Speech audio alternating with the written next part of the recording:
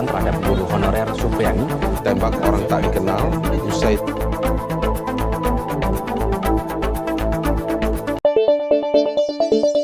menyambi jadi pemulung usai mengajar. Album ini menuai perhatian, viral di media sosial.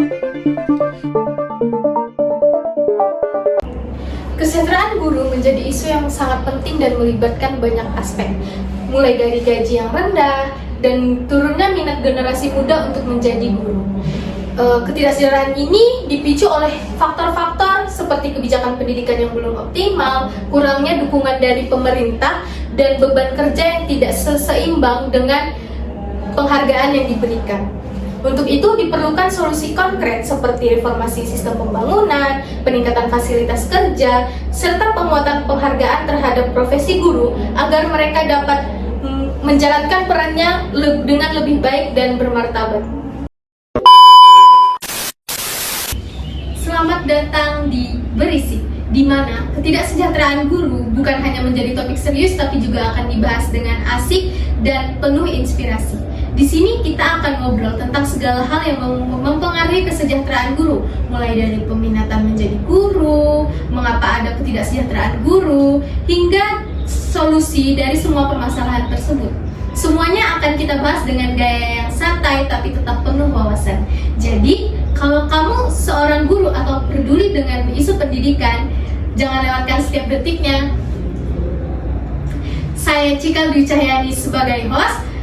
Sebelum membahas lebih lanjut pada podcast kali ini, saya tidak sendirian. Saya tentunya ditemani oleh rekan-rekan saya yang sangat menginspirasi dan tentunya mempunyai pengalaman dan peduli akan isu pendidikan ini.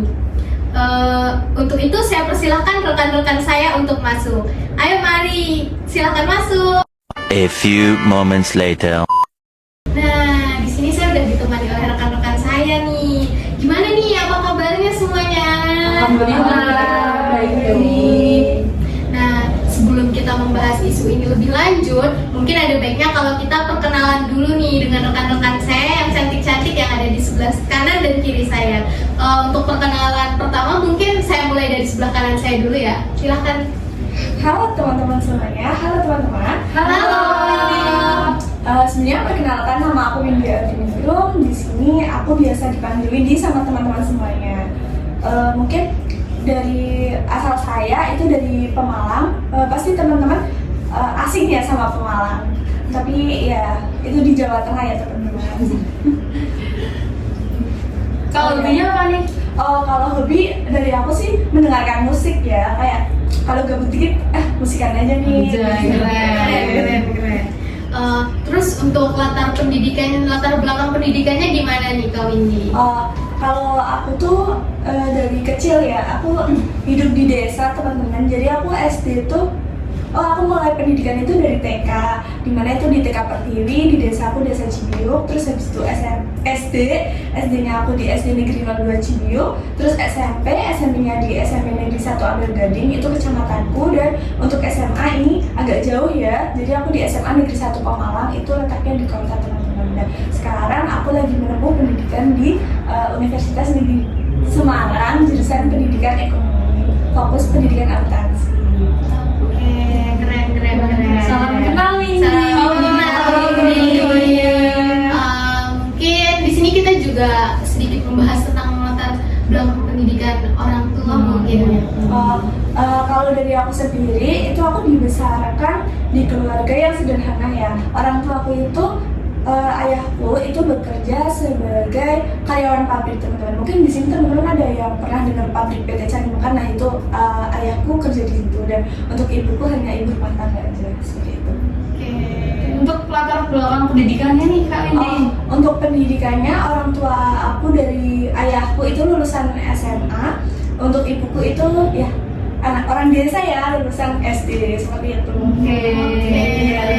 Terima kasih Kak Windy. Mungkin lanjut nih sebelahnya. Oke, perkenalkan nama aku Bunga Anggirani, aku dari Semarang, Warlock nih guys. Warlock gak tuh. Terus untuk hobi aku tuh nyanyi, sama aku suka banget nih naik gunung guys. Terus latar belakang pendidikan aku tuh TK-nya di TK PGRI 01. Terus aku SD itu ada di SD Negeri Tegalsari 01 Semarang. Terus aku SMP-nya di SMP Negeri 36 Semarang. Lanjut aku ke SMK Negeri 2 Semarang jurusan perkantoran. Terus sekarang aku ada di Universitas Negeri Semarang jurusan pendidikan akuntansi.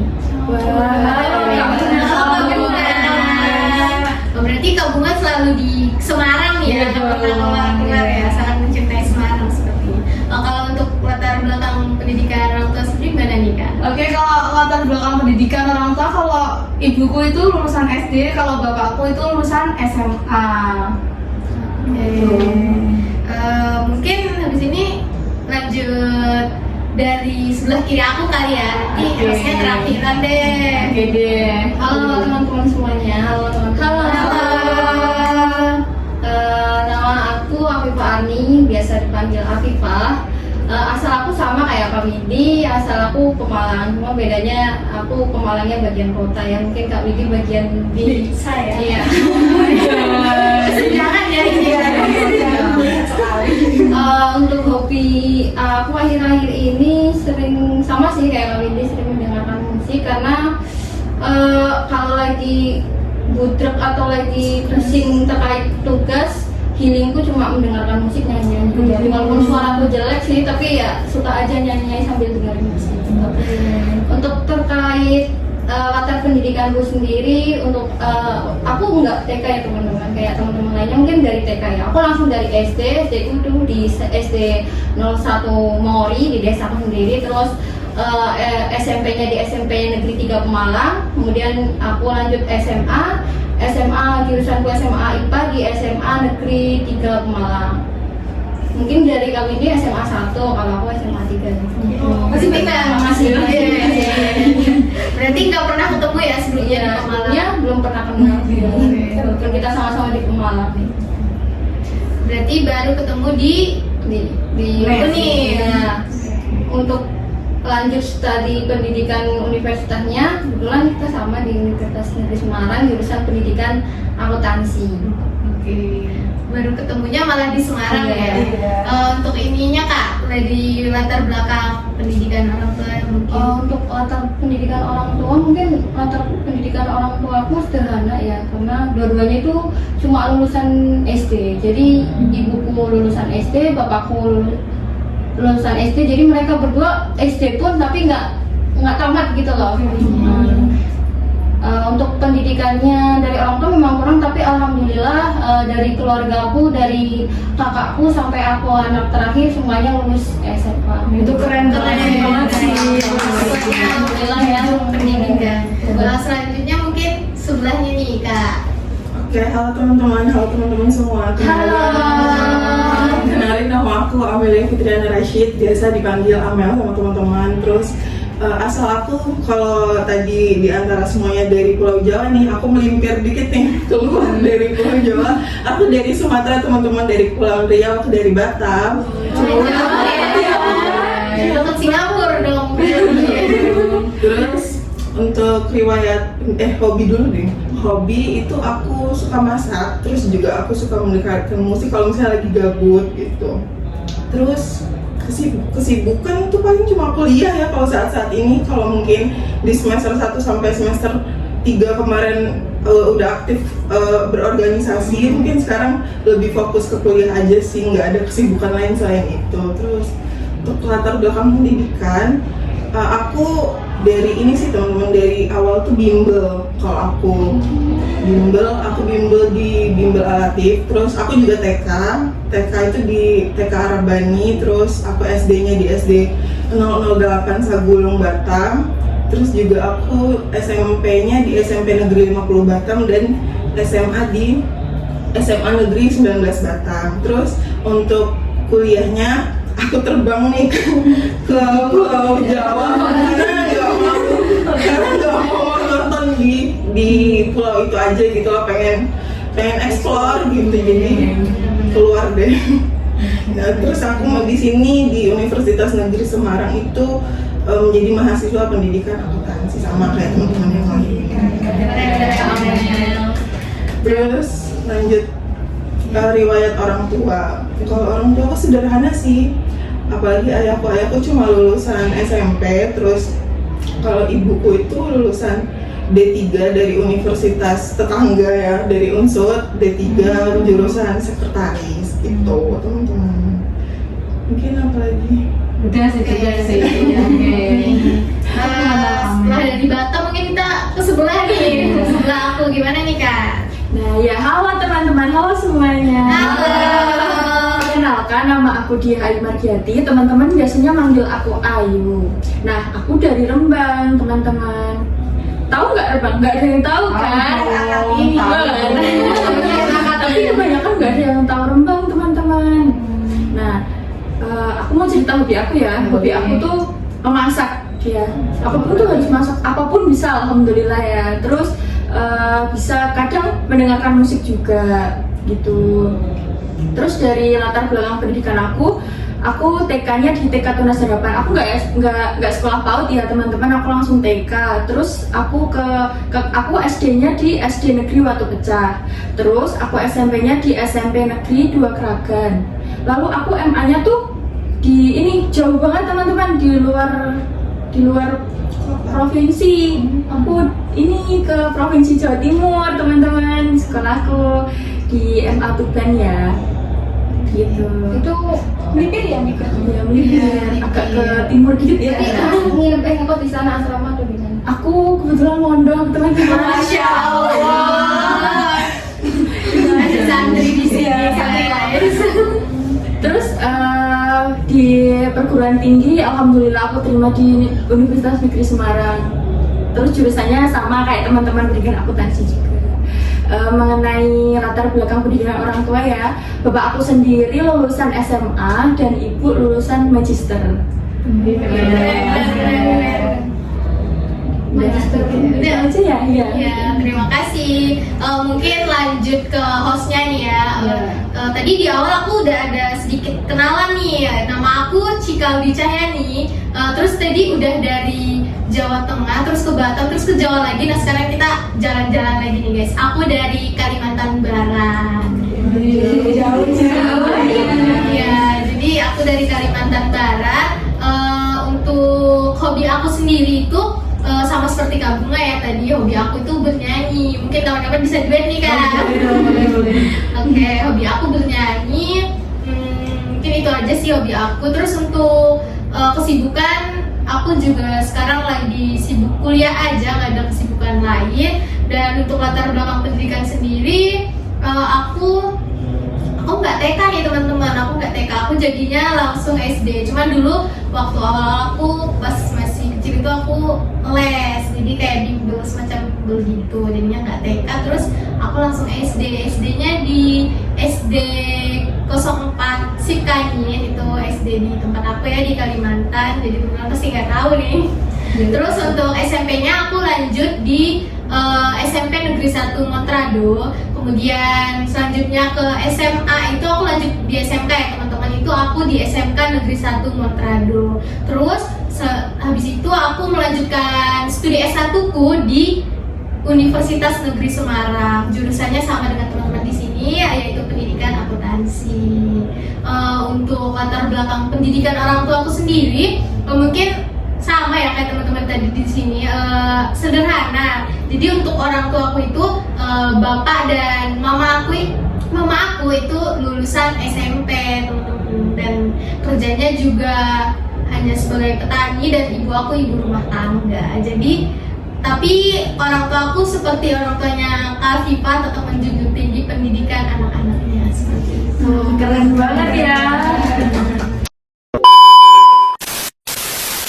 Oke teman-teman, di sini tadi rekan-rekan saya dan saya sudah kenalan nih. Seperti yang kita ketahui ya teman-teman, rekan-rekan saya di sini sedang menempuh studi S1 jurusan pendidikan akuntansi, yang di mana sangat pas nih jika kita membahas isu pendidikan, terutama tentang kesejahteraan guru, karena rekan-rekan di sini pastinya adalah seorang calon guru nih. Nah, sesuai dengan tema kita yaitu kesejahteraan guru, di mana hal yang akan kita bahas di dalamnya yaitu pertama ada peminatan menjadi guru, ketidaksejahteraan guru, penyebab ketidaksejahteraan guru, dan solusi yang mungkin saya dan rekan-rekan akan memberikan solusi untuk masalah ini. Nah, mungkin yang pertama akan kita bahas di sini yaitu tentang peminatan menjadi guru nih teman-teman. Nah, saya nggak balikan ya nanti. Dimana sekarang generasi muda itu jarang banget yang berminat untuk menjadi guru. Bahkan mungkin teman-teman rekan-rekan saya yang ada di sini itu mungkin tidak berminat nih menjadi guru. Iya sih, pasti ada yang minat, ada yang Iya, tidak. benar banget. Di sini gimana nih? Apa ada yang tidak berminat menjadi guru? Aku sih salah satunya, jujur ya. Ini berbagi cerita sedikit ya mungkin. Kalau dari aku pribadi, walaupun aku emang basicnya dari jurusan pendidikan, aku tuh bukan nggak berminat, tapi kurang berminat di bidang keguruan gitu. Bukan karena aku nggak menghargai profesi guru ya, tapi banyak alasan lain yang mungkin mungkin ada yang teman-teman rasakan juga gitu. Mungkin salah satunya tuh kayak kalau misalnya kita lihat dari segi insentif guru tuh yang lumayan kecil tuh menurut aku tuh kayak nggak sebanding sama effort yang mereka keluarin gitu loh. Kayak mereka kan ngedidik, ngebimbing, terus dengan kesabaran penuh gitu ya, apalagi tuh kalau ngedidiknya anak-anak kecil itu kan agak sedikit sulit ya. Terus juga selain itu tuh dari segi ini sekarang kan kita tuh buat yang pendidikan jurusan pendidikan itu kan kayak diwajibkan untuk mengikuti PPG terlebih dahulu, dan itu tuh menurut aku memperlama dan gak mudah gitu loh ngejalaninnya. Terus juga kalau misalnya teman-teman lihat nih di lingkungan kita, di lapangan lingkungan tuh kayak sekarang tuh banyak loh teman-teman kita yang nggak ada pengalaman, terus juga nggak ada sertifikat khusus atau bahkan kuliah di jurusan pendidikan dan memiliki gelar S1 tuh bisa menjadi guru gitu loh, cuma karena orang dalam atau ada beberapa yang memang punya pengalaman mengajar gitu. Tapi tuh kalau misalnya kita lihat tuh kayak kurang gimana ya, kurang adil gitu. Kurang adil buat kita yang 4 tahun gitu ya belajar. Kita tuh yang belajar, tapi mereka yang nggak belajar, nggak punya gelar, bahkan tuh bisa ngajar gitu, itu nggak masuk akal sih. Itu harus dipertanyakan gitu loh, hal kayak gitu. Itu sih yang bikin aku tuh lebih minat buat kerja di bidang di luar keguruan gitu. Mungkin itu sih, mungkin dari teman-teman ada yang punya sudut pandang lain gitu. Iya sih, kalau dilihat dari beberapa fakta atau isu-isu yang ada juga, kita kuliah ke pendidikan itu nggak mesti jadi pendidik ya. Pegawai bank juga sekarang udah bisa, BUMN juga beberapa bisa itu. Terus apalagi bener kata Amel tadi sih, menyinggung terkait kayak gaji yang kecil, terus habis itu effort yang kita keluarkan itu nggak sebanding. Itu bisa kalian lihat teman-teman kayak di berita-berita itu banyak kayak anak-anak muda, anak-anak milenial kayak kita itu kayak jadinya tuh bukan males ya, tapi lebih ke enggan gitu untuk menjadi guru. Ya karena itu sih, tapi ya itu juga kembali ke kitanya sih teman-teman. Tapi kalau dilihat dari kayak lapangan pekerjaan gimana, pemerintah juga menurut saya ya itu kayak kurang Kurang bijak. Kurang ketegasan kebijakan gitu terhadap guru-guru, apalagi sekarang jadi PNS susah ya. Dengan lowongan yang sedikit tapi Output sama inputnya tuh betul, kayak dengan lowongan yang sedikit tapi yang pendaftar itu ribuan, itu kan kayak membuat kita juga semakin berpikir 2 kali untuk mengambil jurusan kependidikan. Itu sih menurut aku juga gitu. Lagi ada ketambahan fresh graduate sama yang memang guru yang honorer. Iya. Setuju sih. Benar banget. Setuju banget nih, dari tadi ada sedikit disinggung sama Amel tentang ada guru yang tidak menempuh pendidikan S1 misal seperti kita tapi bisa menjadi guru. Karena aku juga punya pengalaman, adalah gitu satu orang yang aku kenal tanpa kuliah seperti kita, tanpa mengerjakan tugas, kuliah 4 tahun, tapi dia bisa menjadi guru karena orang tuanya salah satu guru di sekolah tersebut. Jadi sekali ya teman-teman, kita udah capek-capek nih kuliah dari semester 1 sampai sekarang. Iya, biayanya juga nggak murah. murah, belum lagi ngekos dan lain-lain. Apalagi kayak kita yang Kamel yang merantau jauh-jauh dari Batam, dari Kalimantan, buat balik tiketnya lumayan mahal. Ya, tapi kita harus melihat kenyataan seperti itu rasanya miris banget nih. Nah teman-teman, jadi alasan generasi muda sekarang itu banyak sekali yang enggan untuk menjadi guru, bukan tanpa alasan ya kita tidak berminat untuk menjadi guru. Banyak sekali alasan yang membuat generasi muda, terutama Gen Z seperti kita ini yang enggan sekali untuk menjadi guru. Padahal seperti yang kita ketahui, guru adalah salah satu profesi yang sangat mulia. Guru adalah pahlawan tanpa tanda jasa. Mungkin di sini kita akan membahas satu isu dari berita yang lagi panas nih teman-teman. Mungkin di sini ada yang mau membahas nih beritanya. Itu sih mungkin yang terkait ini, yang generasi muda itu galau gitu loh menjadi seorang guru. Karena kalau dilihat yang tadi udah dijelasin sama Amel, sama Cikal tadi ya, tadi kasus secara nyata itu mereka tuh kayak jadi berpikir dua kali nih, kayak kenapa sih guru zaman sekarang itu kayak kurang diperhatikan pemerintah. Nah dari kasus-kasus itu mungkin dari mereka itu jadi berpikir dua kali nih untuk mengambil jurusan pendidikan dan juga untuk masuk ke lingkup keperguruan seperti itu.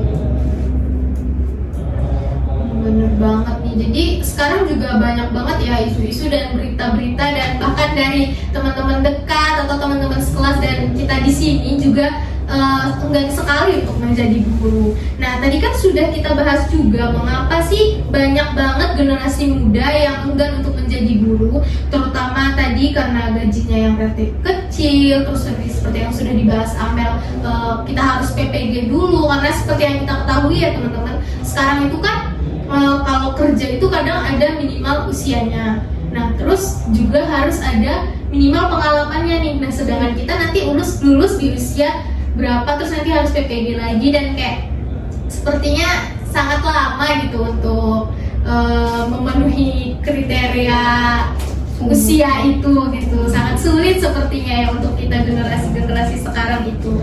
Nah terus juga tadi ada alasan juga seperti ada orang yang mudah sekali untuk menjadi guru tanpa menempuh pendidikan S1. Nah tapi di balik itu semua masih ada juga kok teman-teman kita yang berminat untuk tetap menjadi guru. Nah mungkin di sini tadi ada teman-teman kita nih, kayak mungkin dari rekan-rekan saya ada nih yang tetap berminat menjadi guru setelah mendengar alasan-alasan tadi yang sepertinya sangat menyakitkan ya untuk didengar. Gimana nih? Ada nggak sih yang berminat untuk jadi guru? Mungkin dari saya ya. Oke. Setelah mendengar dari teman-teman, sebenarnya dari awal tuh memang saya ada rasa kurang berminat juga jadi guru, terkait dengan faktor-faktor tadi yang udah dijelasin dari teman-teman. Gajinya relatif kecil, terus kita sebagai guru juga dituntut untuk kreatif tapi tidak sebanding dengan gaji yang didapatkan gitu. Tapi di balik itu memang yang aku rasain setelah aku ikut volunteer, kebetulan kesibukanku ikut organisasi ya teman-teman, dan aku juga ikut volunteer kayak mengajar gitu. Jadi tiap Sabtu aku tuh mengajar anak-anak. Jadi di situ tuh tumbuh rasa kayak minat jadi guru gitu. Walaupun di balik itu tapi ya ada rasa gimana ya, ada rasa yang bikin aku tertarik nih jadi guru. Selain dari kayak kita tuh jadi guru tuh ya belajar sambil mengajar sambil belajar. Kenapa jadi guru tuh artinya tuh kita harus belajar lagi. Karena kita sebagai guru artinya kita menyampaikan materi ke murid. Masa kita ingin menyampaikan materi ke muridnya tapi kita nggak tahu materinya. Jadi kan di situ kita dituntut untuk belajar tiap harinya untuk mengetahui hal-hal yang baru. Terus terkait fleksibilitas waktu ya, kalau jadi guru kan menurut jam waktu yang kita ketahui kan fleksibel gitu kan. Semisal kalau kita kerja di kantoran kan kita kerja pagi, pulang sore, malam, atau kerja lagi pagi. Kalau jadi guru kan kayak sudah terjadwal gitu kan. Kita ngajar udah ada jadwalnya. Misal hari ini kita ngajar cuma 2 jam pelajaran atau gimana kan kita tersusun. Jadi kita punya spend time waktu buat ya cari tambah-tambahan yang lain lah. Walaupun guru memang gajinya relatif kecil, tapi kita cari tambahan-tambahan di waktu-waktu yang memang kita ada kosongnya gitu.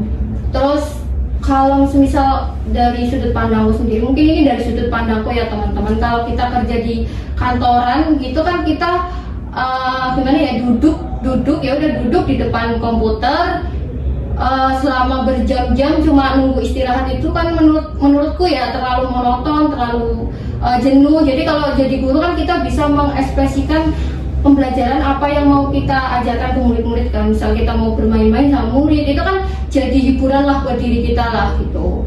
Terus biasanya kalau guru menurutku ya, kalau sepengalaman dari, memang kan keluargaku bukan keluarga dari pendidikan guru ya, tapi dari budeku itu adalah guru-guru. Jadi kayak aku tahu kesibukan mereka. Jadi kalau guru tuh misal waktu libur kayak di libur semester muridnya libur kan kita jadi ikut libur gitu kan. Jadi itu kita punya waktu buat keluarga, buat jalan-jalan sama keluarga. Itu sih menurutku dari aku, dari pandangan diri aku sendiri teman-teman. Kenapa aku ada rasa minat menjadi guru, walaupun ya mungkin kebijakan pemerintah sekarang mungkin tidak sebanding dengan tuntutan yang diberikan kepada guru, tapi mungkin harapannya ya teman-teman, semoga kedepannya itu pemerintah dapat memperhatikan guru lebih lagi gitu, supaya generasi milenial ya, mungkin buat kedepannya supaya pemerintah bisa memperhatikan lagi kesejahteraan guru. Jadi dari kita tuh sebagai generasi milenial yang memang dari prospek jurusan kependidikan tuh kita ada rasa mau menjadi guru gitu loh. Kalau misal dari kita yang kependidikan nggak menjadi guru, nanti siapa yang bakal menciptakan generasi pintar untuk anak-anak bangsa kita? Bener banget, setuju. Jadi dibalik kekurangan profesi guru tadi, nah setelah kita mendengar Kak Afifah, jadinya kita tahu nih, iya bener banget, kita jadi kayak oh ternyata iya ya bener juga ya yang dibilang Kak Afifah kayak gitu. Ternyata masih banyak kok kelebihan dari profesi guru sendiri. Jadi tidak hanya kekurangannya ya, tapi mungkin itu balik lagi ke minat masing-masing ya. Nah, setelah membahas topik yang pertama tadi yaitu keminatan menjadi guru, di sini mungkin kita bakal masuk ke topik kedua nih, di mana topik kedua ini berkaitan erat banget dengan topik yang kita bahas sebelumnya. Topik pertama tadi yaitu tentang ketidaksejahteraan guru. Nah, seperti yang sudah kita bahas tadi kan, seperti ada gajinya yang relatif kecil, itu juga termasuk dari ketidaksejahteraan guru nih teman-teman. Nah teman-teman, setelah kita membahas topik pertama tadi, kita bakal lanjut ke topik kedua yang berkaitan erat sekali dengan topik pertama yang sudah kita bahas tadi nih, yaitu topik kedua yang bakal kita bahas itu adalah mengenai ketidaksejahteraan guru, teman-teman. Seru banget nih kayaknya ya. Iya, benar banget ya sih. Karena berkaitan banget kan dengan tadi yang kita bahas seperti gaji guru yang kecil kayak gitu. Nah, ketidaksejahteraan guru ini juga menjadi salah satu faktor yang bikin kita generasi sekarang itu enggan sekali untuk memilih profesi guru. Nah, mungkin teman-teman di sini ada yang punya pengalaman atau teman kita di sini tadi Ayu ya, karena ibunya lulusan magister nih, mungkin ibunya menjadi seorang pendidik. Apakah selama ibunya menjadi seorang pendidik, Ayu sendiri tahu apakah ada pengalaman yang tidak mengenakan selama menjadi guru atau pernah mengalami ketidaksejahteraan guru itu sendiri? Gimana nih Kak Ayu? Nah, kalau menurut pandangan aku ya Kak, kan aku kan jarang di rumah juga. Nah, kalau di rumah tuh menurut aku tuh yang bikin guru gak sejahtera tuh gajinya ya. karena kan gaji guru tuh nggak setiap bulan keluar, kan ada juga tuh yang 3 bulan baru keluar gitu. Nah kalau dari pengalaman aku melihat ibuku ya, itu tuh kayak ini loh, kan setiap hari kan ngeluarin biaya buat buat setiap hari gitu kan. Nah gitu-gitu. Nah kalau pengajaran media itu tuh dari BOPK. Nah maksudnya tuh kalau apa namanya mengenai gaji itu kan ibu kan punya tanggungan aku sama adik aku kan. Nah pertama tuh aku kan masih kuliah kan. Nah yang kedua itu adik aku tuh masih kelas 2 SMP kebetulan. Nah menurut aku tuh kalau cuma bekerja sebagai guru, nah gajinya tuh yang menurut aku kurang buat membiayai aku dan adikku. Mungkin ini sih Kak, harusnya ya kalau mau menjadi seorang guru tuh punya sampingan. Kalau misal kan ibu aku kebetulan tuh guru TK ya. Nah guru TK tuh jam belajarnya tuh cuma dari jam 8 sampai jam 10. Nah lumayan tuh kan dari jam 11 sampai sore. Nah harusnya tuh kalau untuk menambah menambah masukan tuh harusnya ini bekerja sampingan gitu loh. Nah kebetulan ibuku tuh juga ada bekerja sampingan. Beliau ini membuat cemilan, bukan camilan apa ya, kerajinan. Tahu nggak? Ya gitu. Buat kalian yang nggak tahu mungkin fotonya di sini.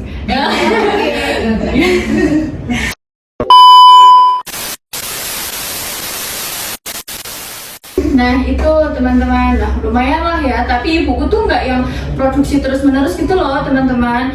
Ibuku tuh kalau semisal ada orderan ya, ada orang pesan hajatan atau apa, dia tuh baru bikin. Karena seorang guru kan juga ngurus-ngurus kayak berkas-berkas gitu buat BOP atau apa-apa gitu.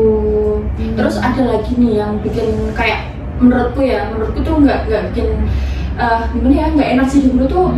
Ini loh mulutnya ini wali murid. Oh iya, benar banget. Kan kalau misal kurang suka sama gurunya kan nyinyir kan ya. Apalagi anak zaman sekarang itu ya, apalagi yang generasi kecil itu kadang kayak apa kesel dikit. Iya. Kalau kita sayangin dia gitu, terus orang tuanya juga lebih sensi gitu kan. Kalau sekarang itu karena mungkin parentingnya kali ya, karena kan sekarang seperti yang kita tahu lah, parenting sekarang kayak wah sangat luar biasa sekali gitu. Jadi mungkin nggak terima gitu ya anaknya kadang sedikit disentuh atau apa kayak gitu. Nggak kayak zaman dulu ya kita ya waktu kecil. Iya banget tuh. Di Ini kamu tahu menghapus kan? Dulu kan pakai kapur ya. Menghapus sekarang aku udah bisa perkalian. Masa aku di pomok up? Tahu ya di dalam kapur gitu loh guys. Karena kita belum. Iya itu beneran gitu. Aku kelas 2 SD. Aku masih ingat. Gara-gara aku nggak bisa perkalian guys. Sekarang disentuh dikit aja udah ini loh, udah laporan sama ibunya tuh nggak terima gitu. Bener banget. Padahal kalau dulu kita di sama gurunya lapor orang tua, malah kita kalau lapor orang tua malah karena emang kita juga kan yang salah. Tapi kalau sekarang kan kebanyakan nggak terima ya, jadi kayak anaknya harus benar gitu. Jadi mungkin buat ibu-ibu yang seperti itu hati-hati nih.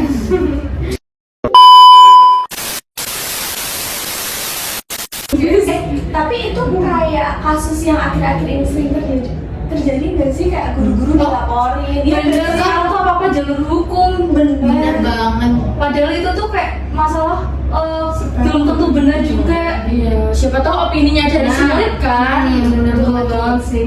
Zaman sekarang anak-anak tuh bisa gitu loh ngomong, bisa bohong. Ditambah-tambahin lebih-lebihin gitu kan. Iya, serem banget sih sekarang. Aku tuh ada berita sih. Ini tuh ada berita terbaru yang akhir-akhir ini tuh muncul terus di TV nih. Kayaknya menarik nih. Menarik banget. Kayaknya lagi hangat-hangatnya nih. Gimana? Kalian pada tahu nggak sih kasusnya yang guru honorer yang namanya Supriyani? Pernah denger tuh kemarin viral banget. Viral banget guys. Yang gara mobilnya ditembak itu sama orang nggak dikenal. Iya. Itu jir. Jadi Jadi tuh awalnya gini, itu tuh orang tua siswanya itu tuh bilang ke pihak sekolah kalau misalkan anaknya itu dianiaya sama Ibu Supriyani. Padahal gak ada buktinya, kayak gitu. Nah itu tuh katanya tuh anaknya itu tuh pulang-pulang ke rumah, terus tuh tangannya lebam. Terus si orang tuanya, karena orang tuanya itu polisi, dia tuh kuat kan. Terus dia tuh nuduh kalau ini tuh penganiayaan nih. Terus langsung minta ke jalur hukum. Nah pas di polisi nih, dia tuh malah minta uang damai sebesar 50 juta. Nah aneh kan, masa tiba-tiba minta uang 50 juta. Nah terus sekolahnya tuh cuma nyanggupin 10 juta.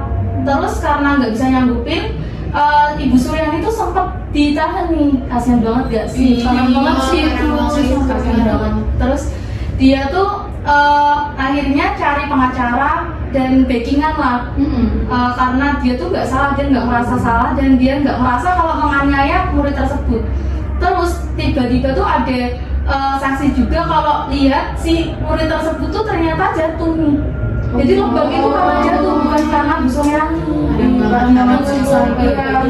Itu benar. Terus waktu ke sidang, waktu Ibu Suryani itu datang nih naik mobil nih sama itu apa tuh pihak sekolahnya tuh, mobilnya tuh ditembak. Oh, ditembak sama si orang tuanya? Iya, ditembak. Parah banget kan. Terus akhirnya Bu Suryani itu dibebaskan karena memang nggak bersalah, dan ada saksi kalau misalkan si anak tersebut tuh jatuh bukan karena dianiaya Bu Suryani itu. Terus sekarang nih si bapaknya itu, si polisi dan polisi-polisi yang terlibat lainnya itu diancam bakal dilakukan pemecatan. Gitu sih. Setuju banget sih ya kalau misal sampai dipecat, karena Sampai jabatan juga sih ya, bener. Apalagi itu masih guru honorer ya, gajinya masih Kasihan banget dengan gaji yang nggak seberapa.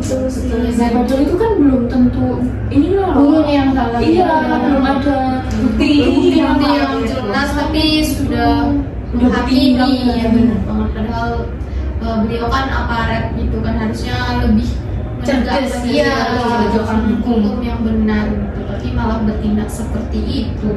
Nah, seperti yang sudah kita dengarkan nih teman-teman, dari ceritanya, pengalamannya Kayu, dan tadi berita yang sudah dibahas sama Kak Bunga sendiri, itu banyak sekali faktor penyebab ketidaksejahteraan guru. Jadi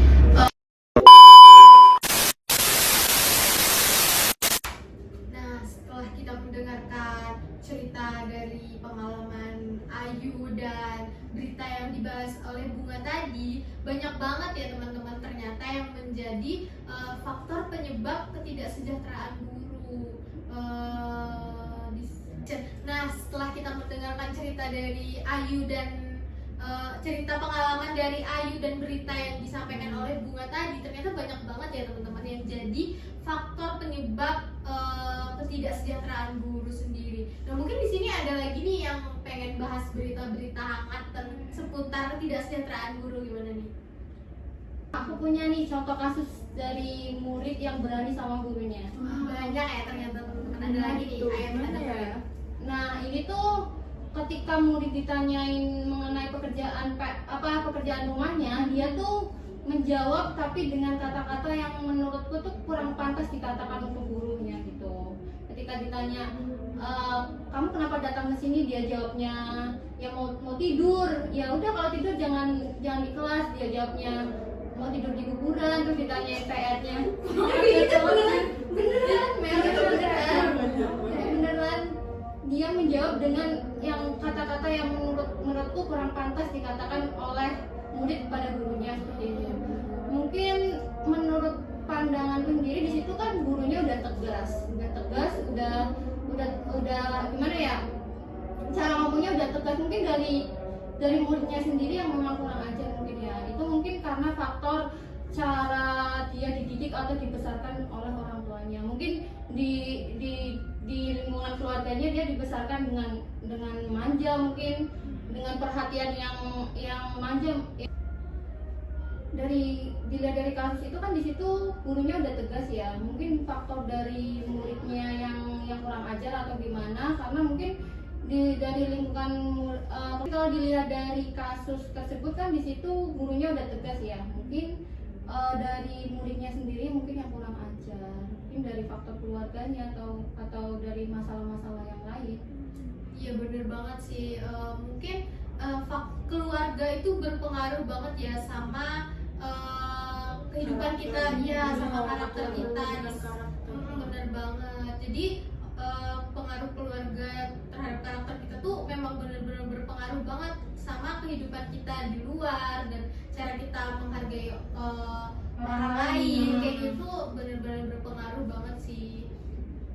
Setuju sih, kayak apalagi anak-anak zaman sekarang tuh kan udah nggak kayak kita dulu yang tadi itu loh. Kalau kita kan nggak ada gadget ya, maksudnya kayak kita nggak megang gadget gitu loh. Kayak sekarang kan kayak mereka ada sumber dari TikTok, YouTube, dimana akses itu tuh kayak mereka tuh bener-bener melihat kayak tanpa pantauan ya. Jadi mereka bisa belajar dari situ, Bisa meniru dari situ hal-hal yang kurang baik atau hal-hal yang sekiranya seharusnya tidak mereka tonton karena tidak senonoh, tapi akhirnya mereka tonton dan dijadikan contoh untuk kehidupan mereka sehari-hari. Contohnya kayak tadi. Bener banget. Banyak juga kan kayak sekarang tuh kayak video-video yang kurang mendidik. Jadi kayak namanya anak-anak apalagi usia SD, SMP itu sangat mudah banget buat terpengaruh. Kayak ngeliat video-video kayak gitu, mungkin kayaknya seru nih kalau aku tiru kayak gitu. Jadinya banyak banget ya yang jadi kata-kata juga kan kayak yang tadi itu loh kayak bukan hanya karena nonton, mendengar aja mereka tuh gampang terserap gitu loh. Iya benar setuju sih, setuju. Karena pasti mereka habis menirukan itu, mereka mikirnya keren nih aku, padahal sebenarnya kan itu kayak menjadi dia tuh terlihat lebih buruk ya, kasarnya gitu loh dibandingkan kayak mereka nggak melakukan hal-hal itu. terus nanti temannya ikut-ikutan Jadi mengajak-ajak temannya juga Iya sih, setuju sama. Nah, dari kasus-kasus yang udah kita dengar tadi teman-teman, jadi memang banyak sekali ya faktor-faktornya, penyebabnya, dan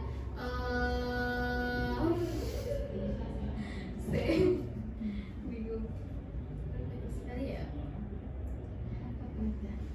Nah, dan jadi dari kasus-kasus yang sudah kita dengar tadi, memang banyak banget ya yang menjadi faktor ketidaksejahteraan guru. Dan balik lagi nih ke topik-topik sebelumnya, itulah yang menjadi salah satu faktor juga yang membuat kita enggan untuk mengambil pendidikan seperti itu teman-teman. Nah, selanjutnya mungkin di sini kita bakal nyambung ke topik selanjutnya nih teman-teman. Topik selanjutnya itu adalah faktor-faktor penyebab kenapa sih terjadinya ketidaksejahteraan guru, karena seperti yang kita ketahui kan banyak sekali ya tadi kasus-kasus dan cerita-cerita dari teman-teman yang benar-benar miris banget ya tentang ketidaksejahteraan guru, dan benar-benar sepertinya sangat tidak sejahtera guru ini gitu ya. Jadi mungkin dari teman-teman di sini ada cerita atau mungkin mau membahas nih atau tahu gitu tentang faktor apa sih yang menjadi penyebab ketidaksejahteraan guru itu, atau punya pengalaman tentang penyebab dari ketidaksejahteraan guru itu tadi gimana nih?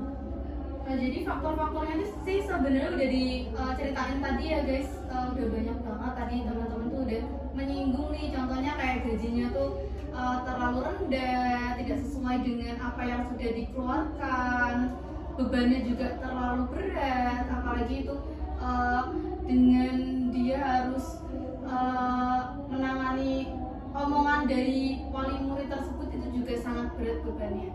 Jadi siapa tuh di sini ada cerita nih mengenai faktor ketidaksejahteraan guru? Aku ada nih. Jadi ini back to my story. Enggak sih, itu dari kakakku ya, kakak sepupuku. Ya jadi dia tuh guru honorer di SD.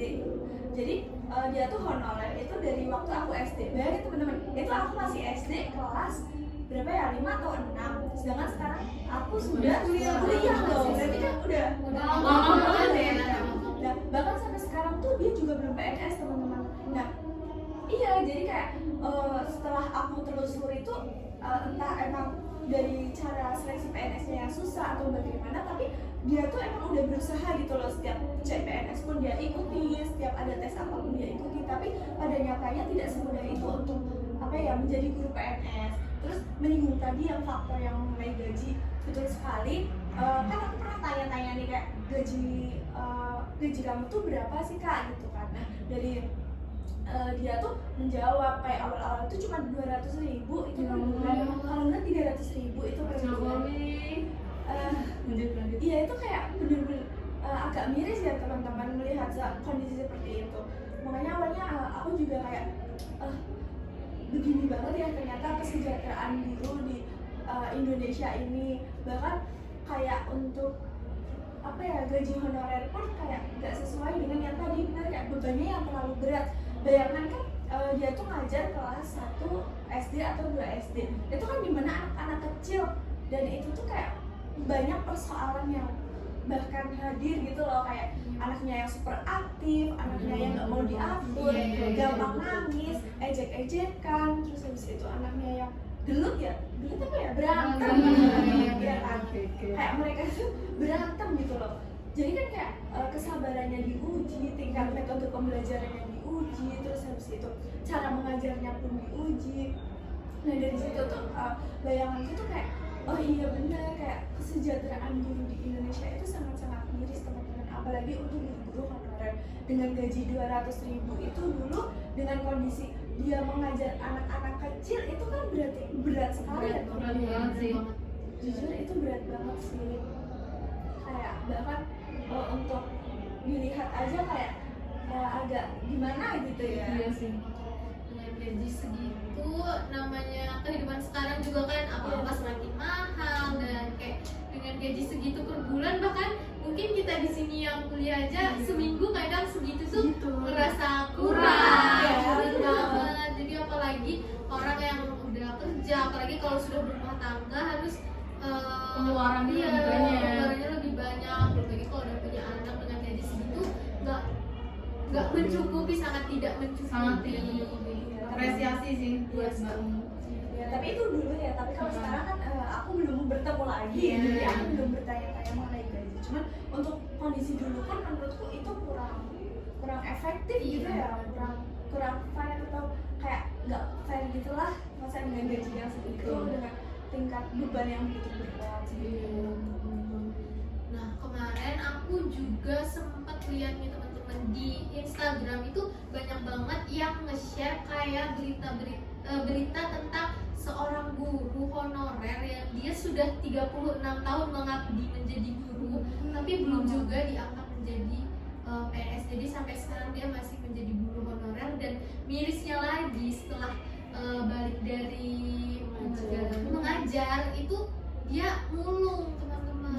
Mungkin di sini ada yang pernah lihat juga di Instagram, banyak banget di TikTok juga, di Instagram itu kayak miris banget gak sih, 36 tahun mengabdi untuk anak bangsa, untuk kecerdasan bangsa, tapi melihat beliau seperti itu kayak pulang mengajar mulu kayak itu, sangat miris banget. Jadi kayak benar-benar faktor-faktor penyebab ketidaksejahteraan guru itu banyak banget ya teman-teman. Seperti yang sudah kita bahas dari topik awal tadi aja, itu udah beragam banget, dan itu juga udah menjadi faktor-faktor. Dan kalau kita rangkum nih jadi satu, itu banyak banget faktor-faktor yang membuat guru itu tidak sejahtera nih teman-teman. Jadi kayak benar-benar miris sekali ya dunia guru sekarang itu.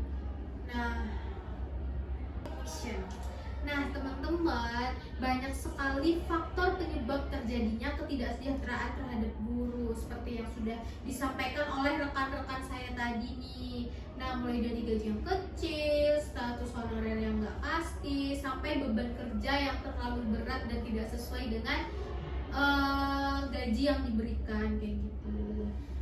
Tapi kalau cuma bahas masalahnya terus, kapan selesainya nih, beneran kan?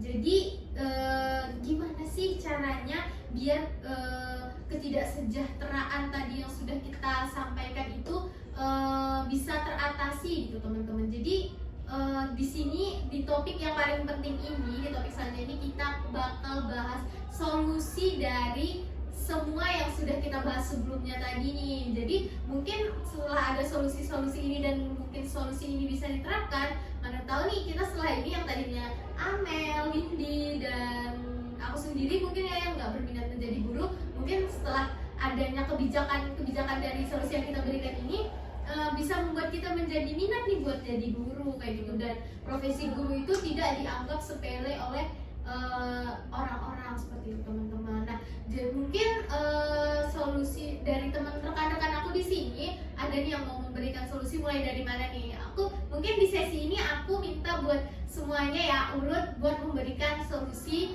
buat masalah yang sudah kita bahas tadi nih. Jadi mungkin tadi pas perkenalan aku mulai dari sana, mungkin solusinya aku mulai dari sebelah kiri aku ya. Silahkan Kak Afifah.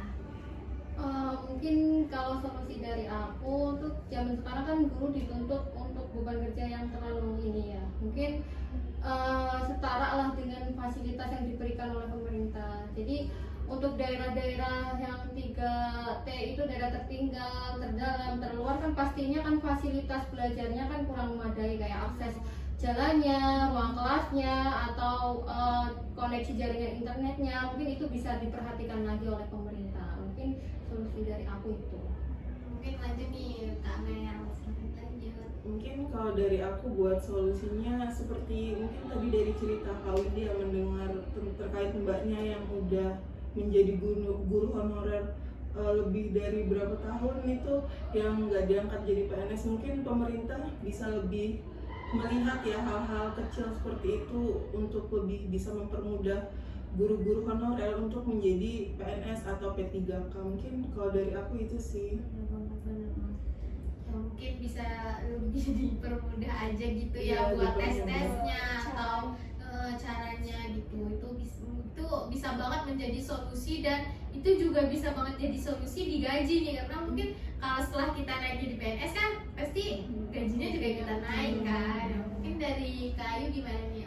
Kalau mungkin dari aku menambahkan dari solusinya ke Amel ya, itu tuh mungkin mengingat Indonesia ini mau menuju Indonesia emas dengan presiden baru ini. Nah, mungkin kebijakannya untuk menambah ini jumlah Kuota. Iya, menambah kuota PNS itu biar nggak yang daftar banyak tapi yang diterima dikit gitu kan.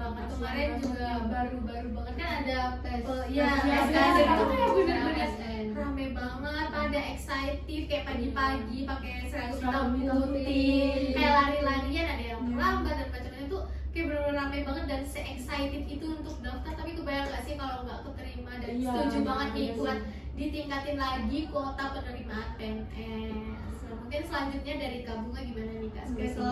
Kalau dari saya sih masih terkait sama Kak Amel tadi.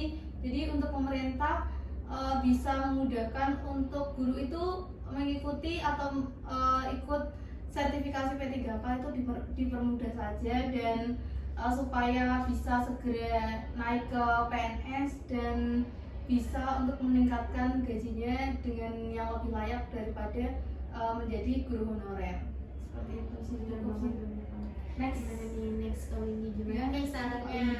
Kalau dari aku sih saran-sarannya ya sebenarnya hampir sama ya kayak pendapatnya teman-teman semuanya, karena kan kita juga pasti satu pemikiran untuk guru yang lebih baik ke depannya. Mungkin di sini aku lebih kayak pemerintah itu harus benar-benar memperhatikan sekali gitu terkait bagaimana kesejahteraan guru sesungguhnya, seperti yang tadi udah dijelasin sama Afifah gitu terkait fasilitasnya mungkin bisa benar-benar dipenuhin. Terus habis itu terkait pengajarannya itu juga mungkin bisa diperhatikan lagi, karena banyak sekali terutama di daerah 3T itu yang kayak mereka untuk aksesnya pun susah, terus bahkan papan tulis pun itu kayak susah gitu ya. Jadi kayak untuk pengajarannya itu butuh effort yang lebih. Terus habis itu mungkin untuk gaji sih ya mungkin yang lebih ditekankan gitu, karena kan mengingat gaji guru honorer tuh ya bukan gimana-gimana tapi agak rendah gitu. Jadi kayak mungkin itu bisa diperhatikan sekali sama pemerintah. Dan benar kata teman-teman, itu mungkin buat pengangkatan kayak PNS itu bisa dipermudah untuk guru-guru yang usianya mohon maaf itu sudah sepuh gitu loh, seperti yang tadi kasus 36 tahun guru PNS, terus seperti kakakku, tapi menurutku kakakku ya belum begitu sepuh, tapi ya intinya kayak kalau bisa itu untuk orang-orang yang sudah mengabdi beberapa tahun untuk pendidikan di Indonesia itu bisa diperhatikan lagi kesejahteraannya. Mungkin seperti itu sih kalau dari Pak. Ya, terima kasih ya dari rekan-rekan aku. Jadi, nah itu tadi guys, solusi-solusi yang bisa kita kasih buat mungkin bisa didengarkan oleh pemerintah dan orang-orang di sana. Dan aku juga ada sedikit solusi nih. Jadi kayak menurutku mungkin sekarang bisa mengurangi penggunaan orang dalam kali ya. Jadi kayak kadang kayak ada beberapa aku punya pengalaman atau pernah ada orang yang aku kenal. Jadi kayak mbak aku mau daftar PNS dan orang itu juga daftar PNS, tapi karena dia punya orang dalam dia keterima. Jadi kayak benar-benar mungkin itu bisa diperhatikan lagi ya buat pemerintah buat mengurangi hal-hal seperti itu, karena itu sangat tidak baik dan sangat miris untuk orang-orang yang sudah lama mengajar, sudah lama menjadi honorer, sudah lama mengabdi untuk bangsa, untuk anak bangsa, tapi tidak kunjung mendapatkan kuota untuk menjadi PNS itu. Nah, iya bener banget. Nah, nggak kerasa nih teman-teman, ternyata kita sudah ada di penghujung podcast kita hari ini. Nah, pembahasan kita hari ini semoga bermanfaat untuk teman-teman semua, termasuk kita, untuk guru-guru di luar sana, dan semoga solusi-solusi yang sudah kita berikan tadi itu didengarkan oleh pemerintah gitu teman-teman. Jadi mungkin cukup itu yang kami sampaikan, cukup itu hal-hal yang kami bahas pada podcast pada hari ini. Kami dari Berisik pamit undur diri. Bye.